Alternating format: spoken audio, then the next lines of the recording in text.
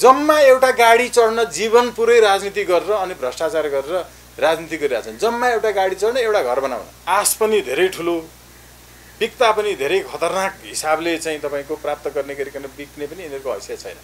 केवल अमेरिका जाने भिजा पाइँदैन, यति कारणले अमेरिकाको एमसीसी को पक्षमा बोल्छन्। अस्ति भिजा रोकेको थियो नि त हैन सभामुखलाई। अब तिमीलाई भिजा दिन्छौँ, पास गर्ने कुरामा सहजीकरण गर भनेर भनौँ भने सभामुखले नै पास गर्न तयार हुन्छ। एउटा भिजाको लागि, जम्मा एउटा भिजाको लागि यिनीहरू के हैसियत छ जीवनमा? एउटा भिजाको लागि देशमा चुनिन्छ। ल अब एउटा गाडी चढ्नका लागि उसले राजनीति गरेको छ के होल जीवन। एउटा 4 कोठे घर बनाउनका लागि उसले होल जीवनमा राजनीति गरेछ।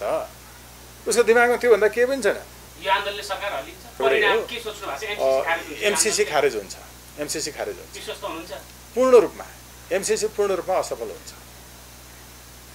यसको अर्को कुनै विकल्पै छैन। जहाँ जहाँ एमसीसी को परियोजना अन्तर्गत निर्माणका कामहरू भइरहेका छन्, यो त्यति बेला हामी जानकारी गराउँछौँ। त्यो हरेक निर्माण भएका ठाउँमा भत्किनेछन्, त्यो ध्वस्त हुनेछ र त्यो हामी एमसीसी का भवनहरू भत्किनेछन्। एमसीसी को परियोजनाका लागि अहिले जे निर्माण भइरहेका छन् यो भत्किनेछन्।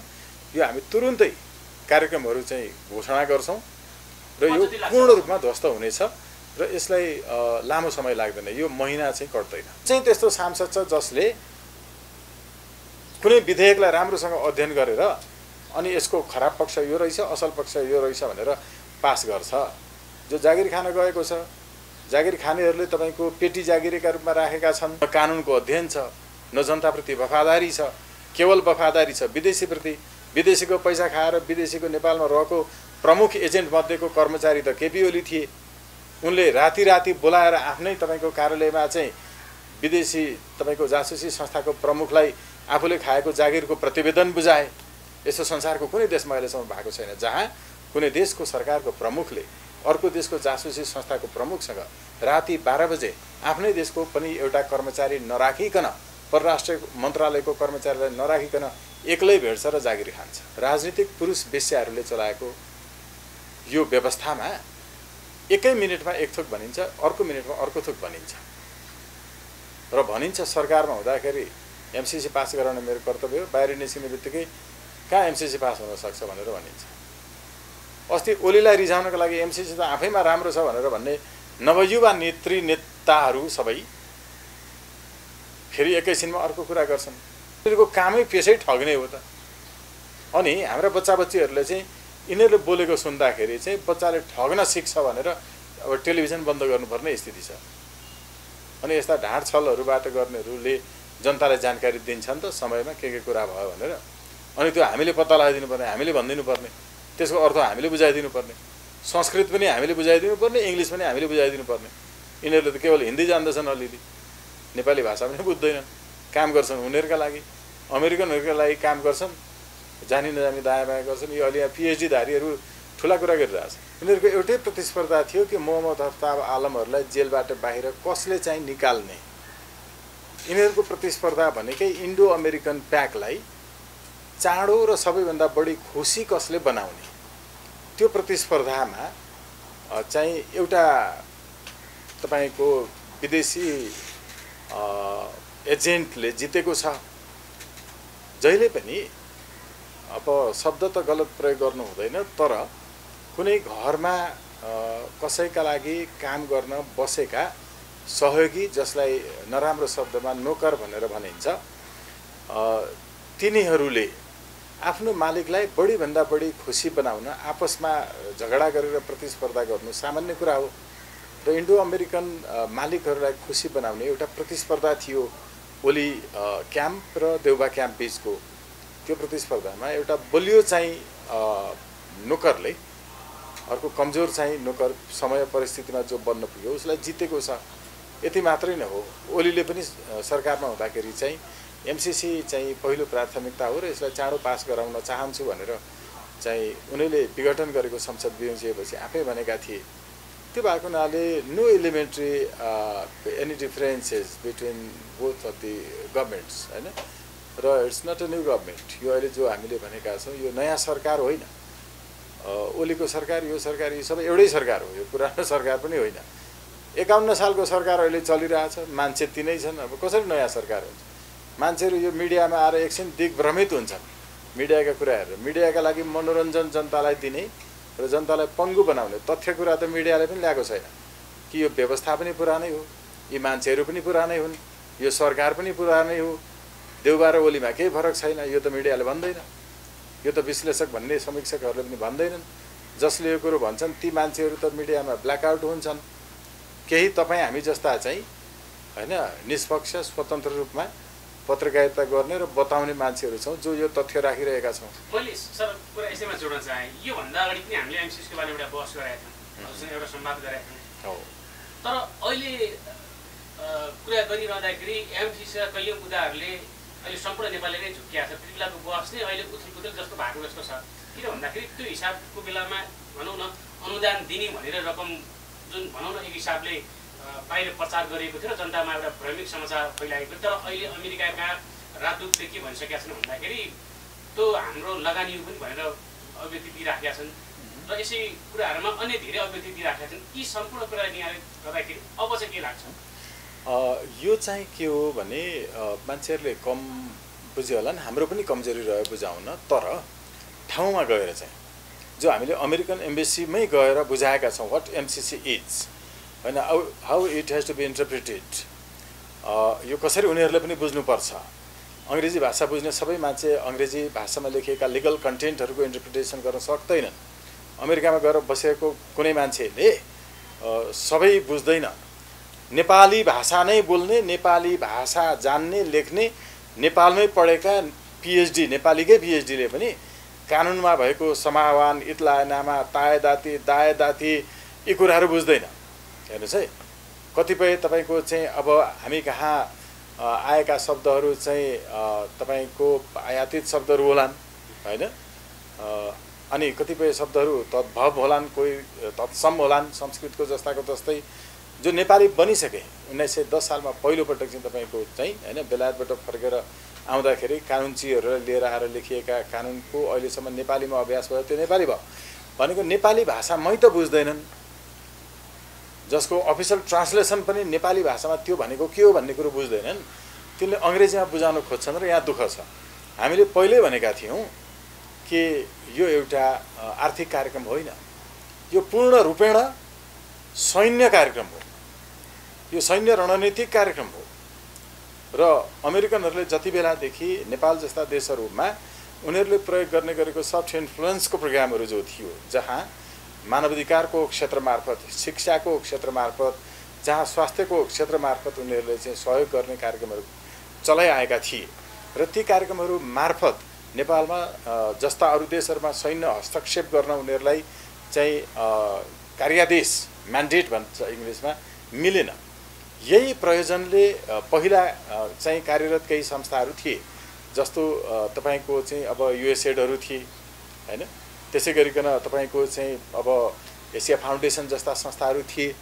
तर उनीहरूलाई अहिले एमसिसीले नेपालको संसदबाटै पास भएर अनि सैन्य र रणनीतिक, सामरिक, राजनैतिक क्षेत्रमा हात हाल्ने गरिकनको काम गर्ने त्यति बेला म्यान्डेट नभएको हुनाले त्यो म्यान्डेटसहित काम गर्नलाई यिनीहरूले चाहिँ पहिलाको यस अगाडिको चाहिँ तपाईँको एसिया पेसिफिक भन्नेलाई नै तपाईँको चाहिँ इन्डो पेसिफिक बनाएर आए।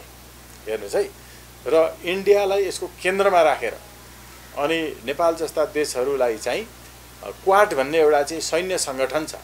त्यो क्वाड भन्ने सैन्य सङ्गठनमा चाहिँ इन्डिया त्यसको सदस्य छ, जापान त्यसको सदस्य छ, अमेरिका त्यसको सदस्य छँदैछ, फाउन्डरै ऊ हो। त्यो क्वाड सैन्य सङ्गठनभित्र नेपालको सैनिकलाई मर्ज गर्ने गरिकन यो प्रोग्राम आएको छ। हामीले यो सबैभन्दा सुरुमै प्रश्नसँग भनेका थियौँ, यो एउटा आर्थिक कार्यक्रम हुँदै होइन, यो सैन्य रणनीतिक कार्यक्रम हो। कति बुझाउन पर्छ?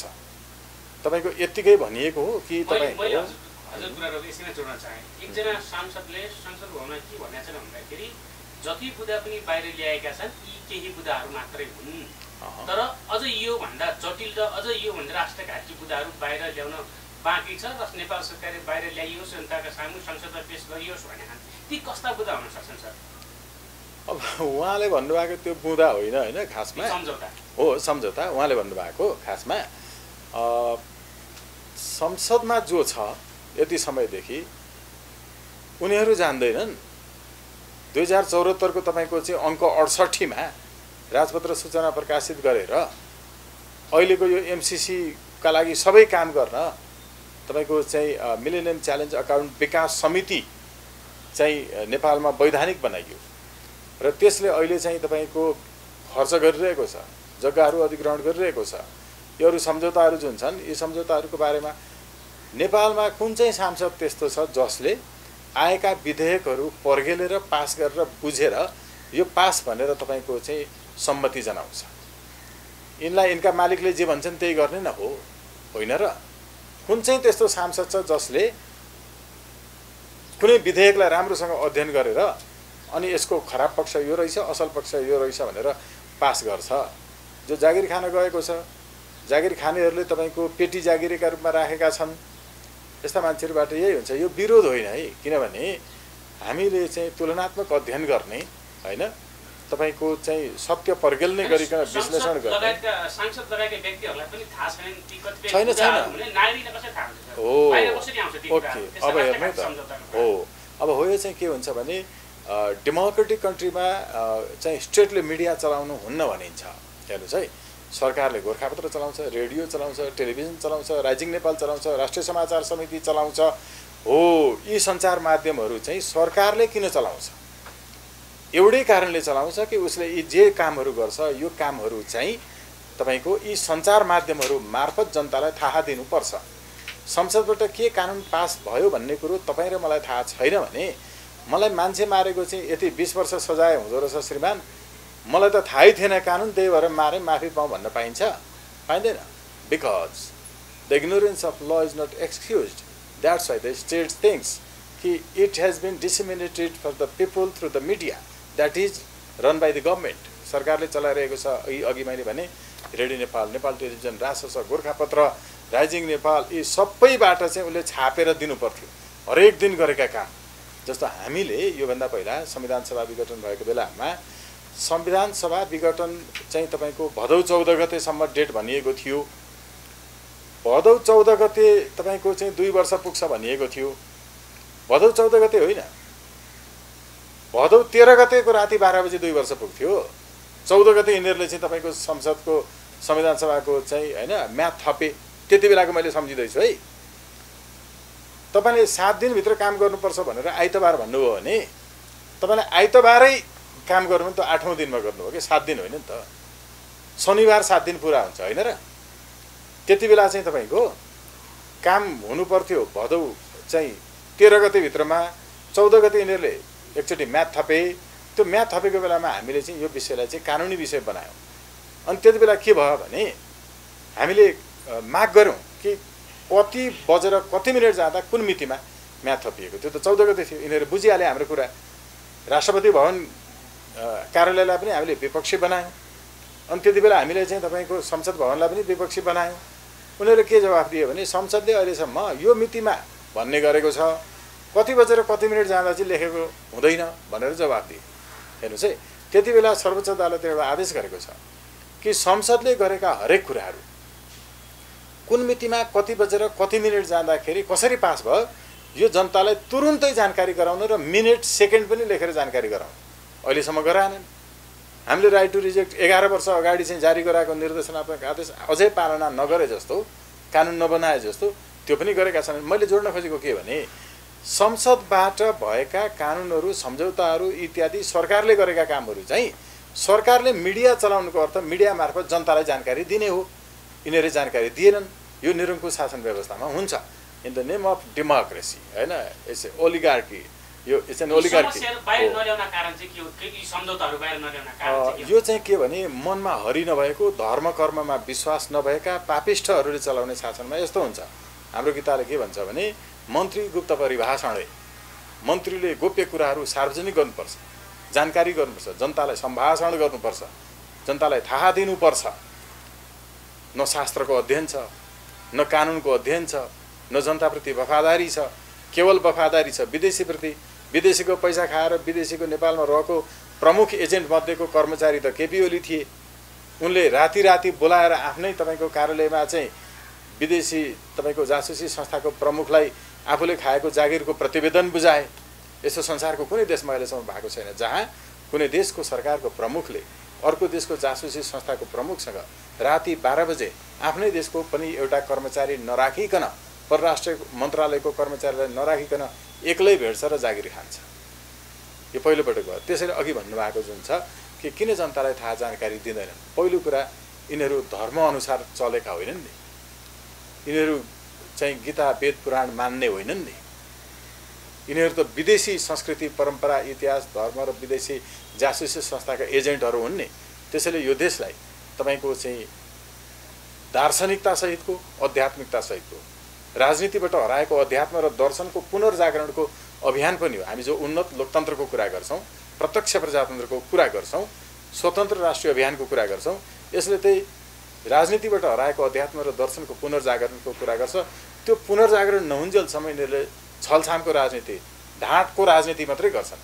देखि प्रधानमन्त्री जस्तो मान्छे तपाईहरू पनि हुनुहुन्थ्यो होला, तपाईहरुका अगाडि चाहिँ संसदमा मलाई विश्वासको मत छैन भनेर भन्ने, अनि पत्रकार सम्मेलनबाट जुरुक्क उठेर ठाडै खुट्टा त्यतात्यतै राष्ट्रपति कहाँ पुगेर अनि मलाई त संसदमा विश्वासको मत छ भनेर भन्ने, त्यहीबाट उठेर गएर छैन भन्दा भन्दै उठेर गएर हेर्नुहोस्। अहिले बालबच्चाहरू सबैले यस्तो चाहिँ यिनीहरूले बोलेको कुराहरू सुन्यो भने किन लुकाउँछन्, किन जानकारी दिँदैनन् भन्नुभयो नि, यिनीहरूको कामै पेसै ठग्ने हो त। अनि हाम्रा बच्चाबच्चीहरूले चाहिँ यिनीहरूले बोलेको सुन्दाखेरि चाहिँ बच्चाले ठग्न सिक्छ भनेर अब टेलिभिजन बन्द गर्नुपर्ने स्थिति छ। अनि यस्ता ढाँट छलहरूबाट गर्नेहरूले जनतालाई जानकारी दिन्छन् त समयमा के कुरा भयो भनेर, अनि त्यो हामीले पत्ता लगाइदिनु पर्ने, हामीले भनिदिनु पर्ने, त्यसको अर्थ हामीले बुझाइदिनु पर्ने, संस्कृत पनि हामीले बुझाइदिनु पर्ने, इङ्ग्लिस पनि हामीले बुझाइदिनु पर्ने। यिनीहरूले त केवल हिन्दी जान्दछन्, अलिअलि नेपाली भाषा पनि बुझ्दैनन्, काम गर्छन् उनीहरूका लागि, अमेरिकनहरूका लागि काम गर्छन्, जानी नजानी दायाँ बायाँ गर्छन्। यो अहिले यहाँ पिएचडी धारीहरू ठुला कुरा गरिरहेछन्। जस्तै अब यो एमसिसको बारेमा अहिले सर्वत्र बहस चलेछ। देश तथा विदेशमा रहेका नागरिकहरूले यसका आफ्ना प्रतिक्रिया दिएका छन्। केही व्यक्तिहरू पास गर्नुपर्छ भनेर लागि परेका छन्। एमसिसी मात्र होइन, त्यस्ता त हामीले कति सम्झौता पास गऱ्यौँ भन्ने पनि योभन्दा पूर्व प्रधानमन्त्रीका सल्लाहकारहरू पनि छन्, यी अभियोजित दिनेहरू। यिनीहरूलाई चाहिँ के भन्नुहुन्छ? यो के हो भने अब एमसिसी मात्रै होइन, यस्ता त कति गरेका छौँ भनेर भन्दा नि एउटा साह्रै अश्लील चुटकिलाको याद आउँछ कि ए यो भयो यस्तो त कति गरेको थियो भनेर। यस्ताहरूसँग के लाग्छ? त्यस कारण यो राजनैतिक अश्लीलता, राजनीतिक वेश्यावृत्ति, तपाईको जिगोलो भन्छ कि पुरुष वेश्याहरू, पोलिटिकल मेल प्रस्टिट्युट्स, राजनीतिक पुरुष वेश्याहरूले चलाएको यो व्यवस्थामा एकै मिनेटमा एक थोक भनिन्छ, अर्को मिनेटमा अर्को थोक भनिन्छ र भनिन्छ सरकारमा हुँदाखेरि एमसिसी पास गराउन मेरो कर्तव्य हो, बाहिर निस्किने बित्तिकै कहाँ एमसिसी पास हुन सक्छ भनेर भनिन्छ। अस्ति ओलीलाई रिझाउनको लागि एमसिसी त आफैमा राम्रो छ भनेर भन्ने नवयुवा नेताहरू सबै फेरि एकैछिनमा अर्को कुरा गर्छन्। यस्तो घाँस खानेहरूसँग के लाग्छ? त्यो भएको हुनाले हामीले यिनीहरूको बाध्यता बुझिदिनुपर्छ कि यिनीहरूका मालिकबाट कति रकम खाएर परिचालित छन् र बिचरा बोल्न सक्दैनन् मनमा एउटा कुरा भए पनि। यस्तो जीवन बाँच्न धेरै कठिन हुन्छ, किनभने प्रष्टवक्ता सुखी भवेत् भन्छ कि संस्कृतमा। प्रष्ट बोल्ने मान्छे सुखी हुन्छ जीवनभरि। यिनीहरूलाई कति गाह्रो छ। सरकारमा हुन्जेल एकथोक बोल्नुपर्ने, बाहिर निस्केपछि आफ्नै विरुद्धमा पहिला भनेका कुराको विरुद्धमा बोल्नुपर्ने, आफ्ना नेताका लागि बोलिदिनु पर्ने, जनताका लागि होइन, देशका लागि होइन। त्यो भएको हुनाले यो यिनीहरूको जीवन आफैमा मृत्युदण्ड जस्तो एउटा जीवनदण्ड भोगिरहेका छन्। यिनीहरू जो मर्न डराउँछन् एकपटक, उनीहरू मरिमरि बाँचिरहेका छन् र यिनीहरू धेरै पटक मर्छन् जीवनमा। त्यसैले यिनीहरू मर्नबाट डराएर कहिले पनि बाँच्नै नथालिकन मर्न पुग्छन्। यिनीहरू जिउँदै मरिरहेका छन्। आमाका लागि बोल्न नसक्ने, राष्ट्रभूमिका लागि बोल्न नसक्ने, राष्ट्रियताका लागि बोल्न नसक्ने, जनताका लागि बोल्न नसक्ने। would be better to be aborted. मैले यसमा जोड्न चाहे यी समग्र कुराहरू गरिरहँदाखेरि देशका नेताहरूले त पास गर्नुपर्छ भने तर नेपालका केही बुद्धिजीवी भनाउँदाहरूले पनि एमसिसी पास गर्नुपर्छ भनेर किन लागि परेन, किन अहिले अभिव्यक्ति दिइराखेका छन्? त्यसको लागि माया गर्ने मान्छेहरू दुई तीनटा कुरा छ। यिनीहरूले त्यति धेरै ठुलो कुरो होइन, तपाईँको अपेक्षा पनि धेरै ठुलो, आश पनि धेरै ठुलो, बिक्दा पनि धेरै खतरनाक हिसाबले चाहिँ तपाईँको प्राप्त गर्ने गरिकन बिक्ने पनि यिनीहरूको हैसियत छैन। केवल अमेरिका जाने भिजा पाइँदैन, यति कारणले अमेरिकाको एमसिसीको पक्षमा बोल्छन्। अस्ति भिजा रोकेको थियो नि त होइन सभामुखलाई, अब तिमीलाई भिजा दिन्छौँ पास गर्ने कुरामा सहजीकरण गर भनेर भनौँ भने सभामुखले नै पास गर्न तयार हुन्छ। एउटा भिजाको लागि, जम्मा एउटा भिजाको लागि यिनीहरू के हैसियत छ जीवनमा? एउटा भिजाको लागि देशवासी मिल्छ? ल जम्मा एउटा गाडी चढ्न जीवन पुरै राजनीति गरेर अनि भ्रष्टाचार गरेर राजनीति गरिरहेछन्। जम्मा एउटा गाडी चढ्न, एउटा घर बनाउन।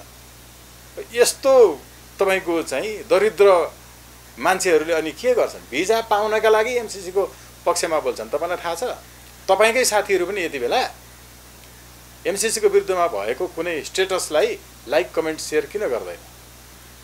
अमेरिकाको त यहाँ त घर घरमा जासुस छन्। भिजा लिन जाँदाखेरि यो एमसिसीको विरुद्धमा थियो भनेर सब रेकर्ड हुन्छ, अनि भिजा प्राप्त गरिँदैन भनेर तपाईँका साथीहरूले पनि तपाईँले लेख्नु भएको छ भने पनि त्यसलाई लाइक कमेन्ट सेयर गर्दैन, बोल्न सक्दैन। ठुलो हिम्मत पो चाहिन्छ त। केवल एउटा भिजा अमेरिका जान नपाइएला कि भनेर त्यही भिजाको लागि कुरेर बस्ने देख्नु भएन? युवा उपाध्यक्ष गाउँपालिकाको अमेरिकाको उतै लुकेर बसिरहेको छैन होइन र? तपाईँहरूले पनि समाचार बनाउनु त। यस्ता कपुतहरूसँग के लाग्छ जो एउटा भिजाका लागि हेर्नु छोराछोरी अमेरिका बसेर पढिरहेछन्? पढिरहेछ त, निकाल्न सक्छ फ्याटै। इन्टरनेसनल ह्युमन राइट ल छैन, हामी छैनौँ। इन्टरनेसनल कोर्टसम्म पुगेर पनि हामी गर्न सक्छौँ त बहस परिवेशहरू गरिरहेछौँ त। विशाल नेपालको मुद्दामा अन्तर्राष्ट्रिय अदालत जानका लागि किन नगएको भनेर कारण देखो। हजुर किनभने अब कुवाको भ्यागुत्वलाई चाहिँ त्यही ठुलो लाग्छ नि त। सुन्नु न, अघि मैले भनिनँ जहाँ अब एउटा गाडी चढ्नका लागि उसले राजनीति गरेको छ कि होल जीवन, एउटा 4 कोठे घर बनाउनका लागि उसले होल जीवनमा राजनीति गरेछ। उसको दिमागमा त्योभन्दा केही पनि छैन। त्यो कहाँबाट थाहा हुन्छ? त्यसले जीवनमा एसएलसी पास गरिसकेपछि वा कलेज पास गरिसकेपछि जीवनमा कोर्समा भएको किताब भन्दा बाहेक कुनै एउटा किताब किनेर पढेको छ कि छैन? जीवनमा कोर्समा भएको बाहेक एउटै किताब किनेर नपढ्ने मान्छे, अनि यस्तो दरिद्र मान्छेले के गर्छ जीवनमा? त्यसले के बुझ्छ? त्यसको लागि त जुन एउटा कुवाको भ्यागुत्व छ नि त्यसले देख्ने त त्यही हो नि त। अनि हामीले त्यसलाई अब गाली गरेर त्यसमा दुखमनाउ गरेर हुन्छ र? त उहाँको क्षमता त्यति हो, उहाँको विवेक त्यति हो, उहाँ त्यसैका लागि जन्मेको हो। अब अर्को जेनेरेसन आउँछ, किनभने भोलिको नेपालको राष्ट्रपति, भोलिको नेपालको प्रधानमन्त्री अहिले अमेरिकाको भोलिको राष्ट्रपति र प्रधानमन्त्री बेलायतको प्रधानमन्त्रीसँग एउटै कुर्सीमा एउटै तपाईँको रोमा बसेर पढिरहेछ त्यहाँ होइन र? भोलि नेपालको राष्ट्रपति प्रधानमन्त्री हुने मान्छे अमेरिकाको र बेलायतको राष्ट्रपति प्रधानमन्त्रीसँग सहपाठी बनेर पढिरहेछ। भोलिको त्यो पुस्ताले चाहिँ तपाईँको अमेरिकाको भोलिको राष्ट्रपति र प्रधानमन्त्रीसँग यसरी झुकेर कुरा गर्ने छैन, जो आज सँगै बसेर पढिरहेछ। हिजो डक्टर, इन्जिनियर, वकिल, पाइलट बन्न मात्रै गएको थियो होला पढ्न, आज तपाईँको राजनीतिशास्त्र, मनोविज्ञान, साहित्य, समाजशास्त्र पढ्न गएको छ होइन? त्यो भएको हुनाले यो यिनीहरूको जुन दास मनोवृत्तिबाट चाहिँ आएको एउटा पुस्ता छ, त्यो पुस्तामा फेरि केही असल मान्छेहरू छन्, केही सचेत मान्छेहरू छन्, तर यो पुस्ता नै त्यस्तो छ। यसमा त ढुक्कै भयो हुन्छ। हामी यसमा कुनै प्रमाणै छैन। समग्र कुरा गरिरहँदाखेरि अब एमसिसी पास हुनबाट रोक्न यहाँहरूले कसरी अगाडि बढ्दै? MCC it won't be pass in practice that होइन? Parliamentarian this is it pass, पार्लियामेन्टमा बसेर हात उठाएर पास हुँदैन। That has to be translated in practice in field. हो त्यही भन्दैछु। एमसिसी पास भनेको कहाँ पास हुनुपर्छ? फिल्डमा पास हुनुपर्छ। एमसिसी पास भनेको त्यसको निर्माण जहाँ हुन्छ नि प्रोजेक्टहरूको त्यहाँ पास हुनुपर्छ। र ती भवनहरू भत्किँदैछन्। सम्भव होइन, अब सम्भावी भत्किनेछन्।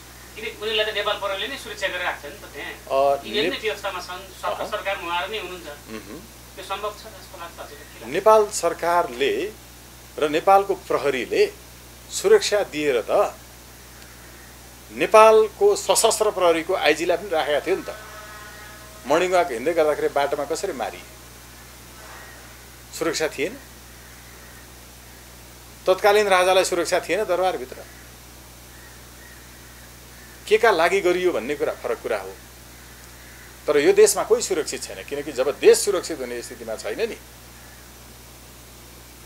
त्यो हतियार भगवानले कृष्णको तपाईको चाहिँ चक्र, रामको धनुबाण, विष्णुको गदा, भगवानहरूले बोकेका जो हतियारहरू हुन् नि, यो हतियारहरू डेकोरेसनका लागि बोकेको हो कि प्रहार गर्न बोकेको हो? मुलुकका विरुद्ध हुने, मातृभूमिका विरुद्ध हुने जति अकर्मण्यताहरू छन् त्यो अकर्मण्यताको विरुद्धमा तपाईको चाहिँ अघि भने जस्तो सडकमा ढाले जस्तो ढाल्न त तयार हुन्छन् मान्छेहरू, हुनुपर्छ, हामी छौँ। त्यो गर्नेहरूलाई सुलेमानीको जस्तो हालत गराउँछन् भनेर पनि बजारमा कुरा आइरहेको हो। त्यही सुलेमानीको हालत बनाउँछ कि भनेर डराएर बोल्ने तत्कालीन चाहिँ भ्रष्ट सरकारका चाहिँ एक नम्बर भ्रष्ट गोकुल बास्कोटा भन्नेले चाहिँ भनेका थिए हैन। उनले भनेको त्यही हो। त कायरहरूलाई मर्न डर लाग्छ त हामीलाई लाग्दैन नि त। तिमी मैदान छोडेर जाऊ न, आफ्नो ठाउँमा घरमा बसेर काम गर, अरू काम गर। हामी पनि घरकै काम गर्दै गरिरहेछौँ। तिमीलाई के देश भ्रष्ट लुटेर खान पाउनु पर्ने कि सुलेमानी हुन्छन् भनेर अनि डराएर चाहिँ तिमीले नै भ्रष्टतापूर्वक खाइरहनु पर्ने हो त? के हो भने देश बनाउन लागेका देशको समृद्धि चाहने मान्छे यस्ता कुरा गर्न सक्छ भने हो। देशमा समृद्धि चाहने मान्छेले एउटा टेलिफोन कलमा अर्बौंको भ्रष्टाचारको डिलिङ गर्न सक्छ र? देखिएको हो नि त, सुनिएको हो नि त, प्रमाणित छ नि त। अख्तियार दुरुपयोग अनुसन्धान आयोग 2058 को दफा 2 को परिभाषाको खण्ड गले उहाँले जे डिल गर्नुभयो टेलिफोनमा त्यो भ्रष्टाचार हो भनेको छ। हेर्नुहोस्, डिल गर्ने अङ्क उल्लेख गरेर रकमको हुन नमिल्ने काम गर्नका लागि गरिरहेको मोलाइजा यो भ्रष्टाचार हो भनेको छ। उहाँको त पूर्ण रूपमा भ्रष्टाचार थियो नि त। तर तपाईँ हामी बोलिरह्यौँ, उहाँलाई पक्राउ गरिएन, उहाँको हातमा हतकडी परेन। किन थाहा छ? संसारको त्यस्तो देश जहाँ सांसदहरू मन्त्री हुने व्यवस्था हुन्छ त्यहाँ पदमा रहेको मान्छे कहिले पनि हातमा हतकडी लगाएको तपाईँले देख्नुहुन्न। किनभने सांसद आफै मन्त्री बनेर, गृहमन्त्री बनेर पुलिसलाई परिचालन गर्छ र तपाईँले एउटा जाहेरी दरखास्त दर्ता गर्नु पर्यो भने अस्ति उर्लाबारीमा दाजुको हत्याका सवालमा जाहेरी दरखास्त बुझ्न नमान्दाखेरि आन्दोलन गर्नुपर्ने सदीक्षा वास्तला जस्तो गर्नुपर्छ। उ त्यहाँ बर्दिवासमा तपाईँको बलात्कारपछि हत्या भएको विषयमा जाहेरी दरखास्त नबुझेपछि गोली लागेर हाम्रो न्यौपानेजी मारिएपछि मात्रै जाहेरी दरखास्त दर्ता भयो। यस्तो हुन्छ जुन देशमा सांसदहरू नै मन्त्री हुन्छन्, प्रधानमन्त्री हुन्छन् र प्रहरीको सरुवाबडुवा इत्यादि सबै गर्छन्, त्यहाँ जाहेरी दरखास्त पनि दर्ता भएन। तर यस्तो अर्को देशमा भएको भयो नि, बाँसकोटा जस्तो हातमा हतकडी लगाएर उता कस्टडी लाँदै गरेको तपाईँले त्यो भिजुअल खिचेर समाचार बनाउन पाउनुहुने थियो। यो किनभने संसदीय व्यवस्थाको अन्त्य नहुन्जेलसम्म यस्तो भइरहन्छ। जहाँ सांसदहरू मन्त्री प्रधानमन्त्री हुने व्यवस्था हुन्छ यस्तो भइ नै रहन्छ। यसमा कुनै मैले धेरै चिच्याउनु, यो समाचार बनाउनु, इन्टरभ्यू गर्नु, यसको कुनै अर्थ छैन। हामी चिस्टमा जानुपर्छ। तर यी समग्र कुरा गरिरहँदाखेरि एमसीसीको बारेमा प्रत्येक नागरिकलाई थाहा छ, प्रत्येक बच्चाले थाहा पाइसकेका छन्। यी थाहा पाइरहँदाखेरि पनि उहाँहरू सडकमा किन आउनु? यस्तो छ, जनतालाई भ्रममा पारिएको छ। अझै पनि भनिरहेका छन् केही अगाडि डा लेखेकाहरूले। त्यसको अर्थ के हुन्छ मलाई थाहा छैन। उनीहरूले चाहिँ अमेरिकादेखि लिएर नेपालसम्म बसेर एमसीसीको रकममा चाहिँ तपाईँको खेलेर खाएर यसलाई चाहिँ दिग्भ्रमित गरिरहनु भएको छ। म एउटा कुरा बताउँ तपाईँलाई कि यो 6.8 जुन छ होइन, जसले चाहिँ तपाईँको कुनै पनि अकर्मण्यताको सन्दर्भमा चाहिँ नेपालको अदालतमा र न्यायाधिकरणमा मुद्दा चल्ने छैन भनेको विषय कहाँ त्यस्तो हुनु होइन। यो हुँदै हुँदैन। यिनीहरू हावादारी कुरा गरे। जो मान्छे न कानुन बनाउने मान्छे हो, न कानुन पढेको मान्छे हो, न कानुन पढाउने मान्छे हो। कानुन बनाउनेसम्म भए पनि, अब नपढेकै भए पनि सांसद हो भने कानुन बनाउने मान्छे हो भनेर बुझ्नु।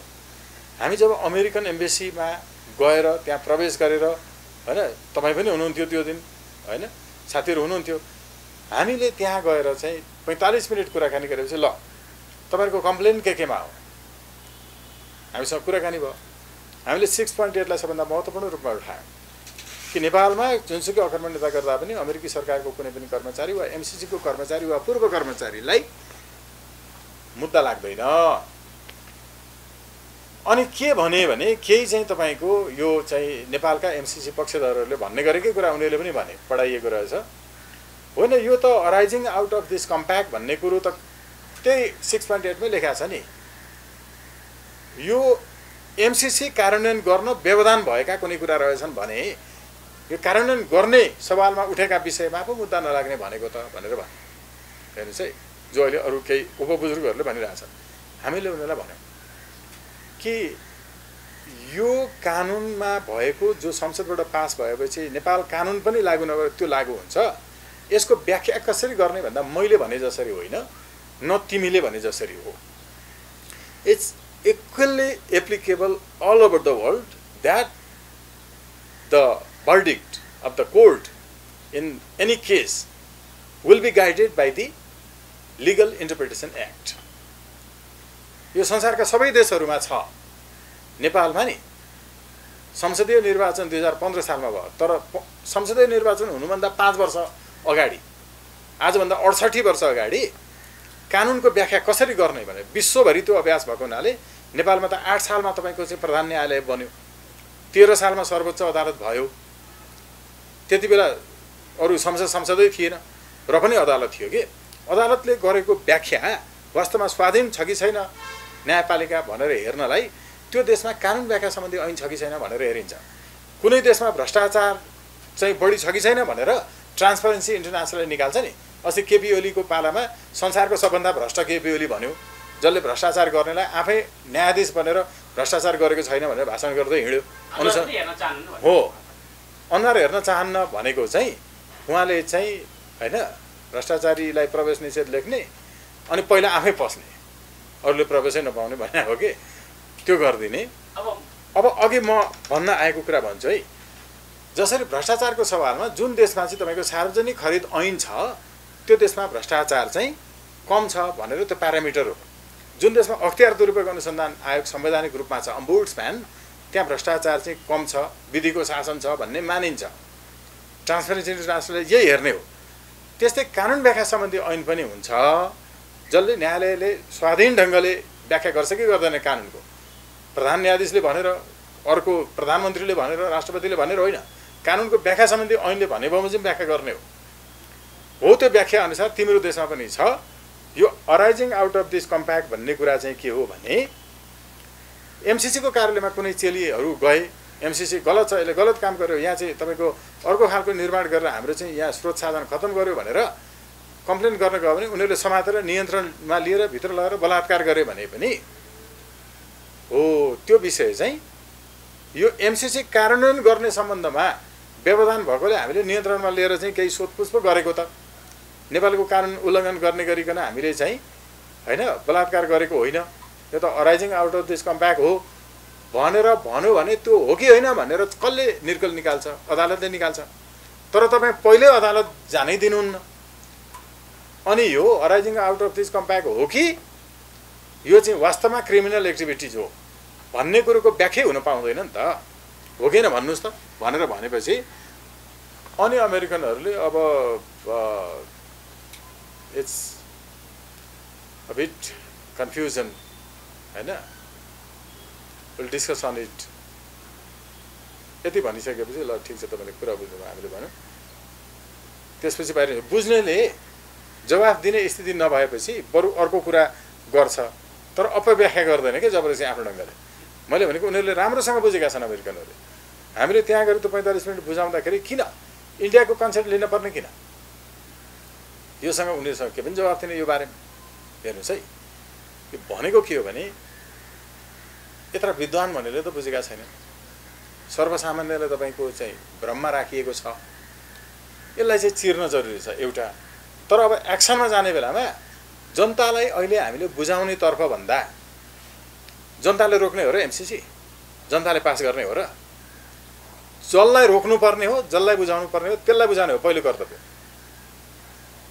कसरी रोक्नुहुन्छ हो तपाईको टिम अगाडि बढ्दैछ भन्ने हामीले कुरा सुनेका छौं एकदमै अब चरणबद्ध रूपमा आन्दोलनका कार्यक्रमहरू छन् हामी सबैलाई आह्वान गर्छौं आज यो छलफल भइरहेको बेलामा अघि तपाईले सुरुमा भन्नुभएको थियो मेरो खुट्टाको कारणले पनि सम्भव भएन यहाँ अब पूर्व सांसदहरू हैन समेतसँग भेटघाट भयो, कुराकानी भयो हैन। यहाँ 2-3 चरणमा छलफल भइसक्यो। आज यति बेला यो हामीले कुरा गरिरहेको बेलामा हाम्रो चाहिँ शिवराम थापाज्यू जो चाहिँ नेपाल निम साबुन, नेपालको चाहिँ राज परिवारले चाहिँ प्रयोग गर्थ्यो उहाँको साबुन, अहिले पनि जापानको राज परिवारले त्यही साबुन प्रयोग गर्छ नेपालको। त्यसको चाहिँ तपाईको एन्टरप्रेनर हुनुहुन्छ हैन। Nepal Sri Lanka chamber of commerce र नेपाल तपाईको चाहिँ कतार चेम्बर अफ कमर्सको महासचिव हुनुहुन्छ हाम्रो चाहिँ अर्थ विभागको चाहिँ हैन साथीहरू, रामराजा आचार्य, शिवराम थापाज्यू, कृष्ण प्रसाईज्यू, उहाँहरू 3 जना अहिले त्यो पूर्व सांसदहरूको समूहसँग छलफल गर्दै हुनुहुन्छ, छलफल भइरहेछ। उहाँहरू पनि सँगसँगै जाने कुरा भएको छ। अरू चाहिँ अभियानहरू जति छन् यो अभियानहरूसँग पनि अलि यति नै बेला फेरि हाम्रो अर्को टिमले छलफल गरिरहेछ र त्यहाँबाट पनि यो संयुक्त रूपमा चाहिँ एउटा विज्ञप्ति आउँदैछ।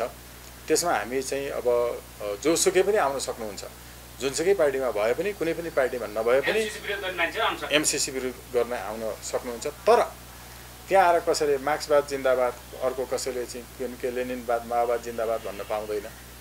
त्यहाँ आएर कसैले चाहिँ राजतन्त्र जिन्दाबाद पनि भन्न पाउँदैन। त्यहाँ आएर कसैले माओवाद मुर्दाबाद भन्न पनि पाउँदैन, राजतन्त्र मुर्दाबाद भन्न पनि पाउँदैन। यो वाद राजतन्त्र पनि मुर्दाबाद जिन्दाबाद नभन्ने, अर्को चाहिँ तपाईको हैन कुनै के माओवाद लेनिनवाद जिन्दाबाद मुर्दाबाद पनि नभन्ने, केवल विदेशी दलाल मुर्दाबाद, केवल एमसीसी खारेज गर, केवल विदेशी हस्तक्षेप मुर्दाबाद, विदेशी हस्तक्षेपका नेपाल एजेन्टहरू मुर्दाबाद, यो मात्र हो हामीले भनेर यसका लागि चाहिँ तयारी भइरहेछ। र अर्को कुरा जहाँ जहाँ एमसीसीको परियोजना अन्तर्गत यी निर्माणका कामहरू भइरहेका छन् यो त्यति बेला हामी जानकारी गराउँछौँ। त्यो हरेक निर्माण भएका ठाउँमा भत्किनेछन्, त्यो ध्वस्त हुनेछ र त्यो हामी एमसीसीका भवनहरू भत्किनेछन्, एमसीसीको परियोजनाका लागि अहिले जे निर्माण भइरहेका छन् यो भत्किनेछन्। यो हामी तुरुन्तै कार्यक्रमहरू चाहिँ घोषणा गर्छौँ र यो पूर्ण रूपमा ध्वस्त हुनेछ र यसलाई लामो समय लाग्दैन, यो महिना चाहिँ कट्दैन। त्यसरी स्वागत नेपालका लगायतका व्यक्तिहरूले अभियन्तालाई, चर्चित अभियन्ताहरू पनि समेटेर एमसीसी विरुद्धमा सँगै अगाडि सडकमा उत्रिन्छन् भन्ने हामीले खबर सुनेको छ। कतिको के सत्यता को आउँदै हुनुहुन्छ अभियन्ताहरू? यसमा चाहिँ अहिलेसम्म जति पनि अभियानहरू छन् हैन, यो किनभने कुनै साथीहरूको नाम, कुनै अभियानको नामहरू छुट्छ, सम्पूर्ण सबै अभियानहरू यतिसम्म कि राजनीतिक दलहरूसँग पनि 33 दलीय मोर्चासँग पनि म आफैले बसेर कुरा गरिसकेको छु। यो चाहिँ पूर्ण रूपमा जस्तो यहाँभन्दा अगाडि यहाँले हेर्नुभयो हामीले त्यो त्यतिकै गरेका छैनौँ कि तामाङ भाषामा, नेवारी भाषामा, मैथिली भाषामा, भोजपुरी, अवधी भाषामा, सन्थाल भाषामा हैन। अब हाम्रो यो विज्ञप्ति आउँदैखेरि पनि यी सबै भाषाहरूमा आउँछ। यो आन्दोलनले सरकार हल्लिन्छ? सरकार हल्लिने त हैन, यो सरकार त अब यो त्यो आए पनि यो आए पनि एउटै हो। एमसीसी खारेज हुन्छ, एमसीसी खारेज हुन्छ पूर्ण रूपमा। एमसीसी पूर्ण रूपमा असफल हुन्छ, यसको अर्को कुनै विकल्पै छैन। किन आन्दोलन सफल नहुन दिनेहरू को हुन्छन्? आन्दोलन सफल हुन नदिनेहरू दुई खालका मान्छे छन्, प्रयत्न गर्नेहरू दुई खालका मान्छे छन्। राम्रोसँग तपाईले पनि इन्टरभ्यु लिनु भएको छ, जो अभियन्ता योभन्दा अगाडि एमसीसीको विरोध गर्नेहरू भनेका विकास विरोधी हुन् भनेर भन्दै थिए, कतिपय डिलिट गरेर हटाए भिडियोहरू अझै केही सुरक्षित छन् हो, उनीहरू अहिले एमसीसीको विरोध गर्दै सडकमा आएका छन्। प्रष्ट रूपमा आफ्नै कार्यालयमा बसेर बताएर एमसीसीको चाहिँ विरोध गर्नेहरू पूर्ण रूपमा एमसीसीको विरोध गर्ने विकास विरोधी भन्थे। कोही एमसीसी बुदा चाहिँ तपाईको सच्याएर पास गर्नुपर्छ भन्थे हैन। यिनीहरू अहिले एमसीसीको विरोध गर्दै फेरि सडकमा आएका छन्। यिनीहरूबाट एउटा तपाईको चाहिँ सङ्कट हुन सक्छ। अर्को यहाँ बसेर तपाईको देखिकन हैन अमेरिकन एजेन्ट सांसदहरू छन्, नवयुवा प्रतिभाहरू हैन, यस्ताहरू छन्। अर्को विदेश गएर त्यही आफ्नो जवानी सक्ने, आफ्नो शौर्य, आफ्नो ऊर्जा, आफ्नो वीरता सक्ने, सम्पूर्ण भयभरको दिमाग त्यहीँ लगाउने, नेपालको सम्पत्ति पनि बेचेर त्यहाँ गएर आइसक्रिम पसल खोलेर बस्ने, अनि वृद्धाश्रममा नेपालका दाउरा सक्न पशुपतिको आर्यघाटमा पोलिनलाई आउने, त्यो धुवाले नेपालको वातावरण बिगार्न आउने, नेपाललाई वृद्धाश्रम बनाउन आउने, यस्तो नेपालको दाउरा मात्रै सक्न आउनेहरूलाई लास आयो भने पनि एयरपोर्टबाट उतै फर्काउने हामीले अर्को टिम बनाउनु जरुरी छ। लास फर्काउनु जरुरी छ। नेपालका दाउरा सक्न आउने होइन, त्यो धुवाले वातावरण बिगार्न आउने होइन, जसको जीवनभरि यो देशलाई कुनै काम लागेन। यो तपाईको क्रियास्थल होइन नेपाल। यस्ता मान्छेहरू छन्। काठमाडौँ सिडिओले के भनेको छ भन्दाखेरि भिडभाड हुन नदिने भनेर अभिव्यक्ति दिइसकेको छ। योभन्दा अगाडि पनि जानकारी गराएको थियो, एमसीसी विरोध गर्नेहरूलाई ठाउँ ठाउँमा छोपेर प्रहरीले नियन्त्रणमा ल्याएको थियो। यसपालि पनि त्यो नहोला भन्न सकिन्न। त्यसको लागि कसरी के सोच्नु भएको छ? एमसीसीकै विरोध गरेको कारणले सबभन्दा पहिलोपटक र अहिलेसम्म एकचोटि मात्रै पक्राउ नै गरेको र मुद्दै चलाएको, हतकडी नै लगाएर राखेको कस्टडीमा चाहिँ त्यो अब हामीलाई नै विरोध गरेको कारणले अहिलेसम्म कसैलाई पक्राउ गरेको थिएन, मुद्दा लगाएको थिएन। 20 जना साथीहरू हामीलाई पक्राउ गरेको थियो। पछि चाहिँ उमेर समूह लगायत इत्यादिको कारणले र कतिपयलाई हामीले नै भन्यौँ पक्राउ गरेर ल्याइसकेपछि कृपया उहाँ हाम्रो अभियानको मान्छे होइन, तपाईँहरूले भुलवश पक्राउ गर्नुभएछ, त्यसको जिम्मेवारी हामी लिन्छौँ होइन, उहाँलाई छोडिदिनुहोस्। हामीले रिक्वेस्ट गरेपछि अनि पछि फेरि 12 जनालाई चाहिँ तपाईँको अभियोग पत्रै दायर गरेर त्यो अपराध संहितामा भए जति सबै अभियोग लगाएर राष्ट्रद्रोह गरेको, राष्ट्रपतिको ज्यानमा खतरा पुर्याएको, प्रधानमन्त्रीको भनेर 15 वर्षको कैद सजायको माग गरेर चाहिँ तपाईँको राखेको थियो होइन, एमसीसीको विरोधमा। र एमसीसीकै विरोध भनेर अरू केसमा पक्राउ गरेको छैन अहिलेसम्म। तर यसले के देखाएको छ भने हामीले त्यति बेला गरेको चाहिँ केही अब मिनिङफुल प्रोग्रामहरू थियो होला होइन, हामीले गरेका कुराहरूले नै त्यो मान्छेले कसैले अब सामान्य हिसाबले लिएला डोनाल्ड ट्रम्पलाई शान्ति पुरस्कार दिन खोज्दा, विश्व शान्ति नोबेल प्राइज दिन खोज्दा हामीले नोबेल प्राइज अब डोनाल्ड ट्रम्प, यो त बडा विरोधाभासपूर्ण कुरा भयो होइन। नेपालको केपी ओलीले आचार संहिताको कुरा सिकायो भने हुन्छ त होइन। एकैछिनमा संसदमा विश्वास छैन भन्ने, एकैछिनमा छ भनेर भन्ने, यसो दुई जिब्रे मान्छेले चाहिँ होइन पढानको सिद्धान्तको निष्ठाको कुरा सिकायो भने त हुँदैन नि त। यो विश्व पनि एउटा, हामी त वसुधैव कुटुम्बकम भन्छौँ, एउटा ग्लोबल भिलेजको तपाईँको होइन ग्लोबल सिटिजनको कुरा गरिरहेछौँ। डोनाल्ड ट्रम्पलाई शान्ति पुरस्कार दिनबाट रोक्नुपर्छ भन्ने हामीले चाहिँ क्याम्पेन चलायौँ। विश्वमै पहिलोपटक थियो नि त्यो हामीले गरेको। र म एकैछिन आउँदैछु ल, सरी, कन्टेन्टमा गयो भने नि सत्य कुरा बोल्यो भने नेपालमा नपत्याएर के भन्छ र? हामीले के भन्यौँ भने विश्व शान्ति पुरस्कार नोबेल प्राइज फाउन्डेसनको विधानको दफा 6 को खण्ड कमा के लेखा छ भने जसले आफूलाई शान्ति पुरस्कार पाउनुपर्छ मैले भनेर क्लेम गर्छ त्यसलाई शान्ति पुरस्कार दिन मिल्दैन। नोबेल शान्ति पुरस्कार अरूमा चाहिँ मिल्छ, फेरि अर्थशास्त्रमा मिल्छ होइन, तपाईँको चाहिँ अरू फिजिक्सहरू इत्यादिमा मिल्छ, तर शान्ति पुरस्कार आफूलाई क्लेम गरेर पनि दिन मिल्दैन। तर डोनाल्ड ट्रम्पले मैले बीबीसीको फुटेज हेरेको के रहेछ भने मलाई विश्व यो नोबेल शान्ति पुरस्कार नदिने हो भने शान्ति पुरस्कारै खारेज गरे हुन्छ भनेर बोलाएर छ। हेर्नुहोस् है, त्यो भिडियो पठाएर पत्र लेखेर नोबेल प्राइज फाउन्डेसनलाई, अनि उनीहरूले भने कि will take this matter into account very seriously होइन, विल रिस्पोन्ड सोन उनीहरूको आन्सर आयो। त्यसपछि यो विषयमा छलफलहरू हुन थाल्यो। गर्दा गर्दै त यो विषयको चाहिँ छलफल हुन थालिसकेपछि क्यानाडाबाट तपाईँको चाहिँ एकजना पार्लिमेन्टेरियनले अनि विरोध गर्न थालेपछि शान्ति पुरस्कार दिने सबै आइसकेको थियो होइन, लगभग कन्फर्म भएको थियो, रोकियो त। भनेको के भने नि हामीले यहाँभित्रका मान्छेहरू जो छौँ त्यो त्यत्तिकै यो भनेका छन् है, केवल अमेरिकाले ल्यायो त्यस कारण विरोध होइन। एमसीसीको हामीले किन विरोध गर्नु छ र? एमसीसी अमेरिकामै गर न होइन, अर्को कुनै देशमा गर न। जब नेपालको सार्वभौमिकतामाथि अखण्डतामाथि पटक पटक आँच पुर्याउने जुन कामहरू हुन्छ, यो कामको यो यतिकै भने हो र। अहिले यहाँले जे सोध्नुभयो नि यसको लागि आधार के, ठ्याक्कै प्रमाण के, हेर्नुहोस् है, यहाँ पनि जानुपर्छ होला। तपाईँले चाहिँ 2017 को चाहिँ रिपोर्ट चाहिँ डोनाल्ड ट्रम्पको हेर्नुभयो भने त्यसको पेज नम्बर 4 र पेज नम्बर 21 हेर्नुभयो भने क्लियरली मेन्सन्स द्याट कि इन्डो पेसिफिक अन्तर्गतको यो हो प्रश्न भनेको छ।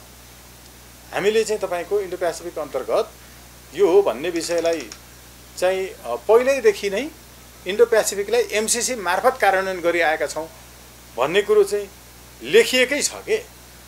यो लेखिएको कुरा चाहिँ ठ्याक्कै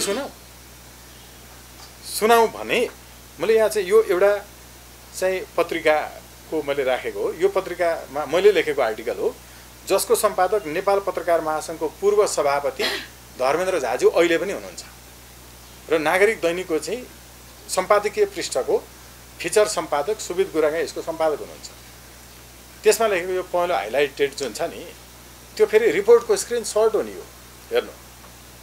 प्रष्टसँग यसले के भन्छ भने the United states will use diplomacy and assistance to encourage states to make choices that improve governance, rule of law and sustainable development. We already do this through Millennium Challenge Corporation.